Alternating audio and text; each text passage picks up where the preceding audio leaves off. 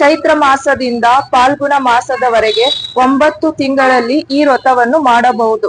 ಆದರೆ ಜ್ಯೇಷ್ಠ, ಆಷಾಢ, ಪುಷ್ಪ ಈ 3 ತಿಂಗಳಲ್ಲಿ ವ್ರತವನ್ನು ಪ್ರಾರಂಭ ಮಾಡಬಾರದು. ಉಳಿದ 9 ತಿಂಗಳು ಶುಭಪ್ರದವಾದವು. ಈ ವ್ರತವನ್ನು ಶುಕ್ರವಾರವೇ ಪ್ರಾರಂಭ ಮಾಡಬೇಕು.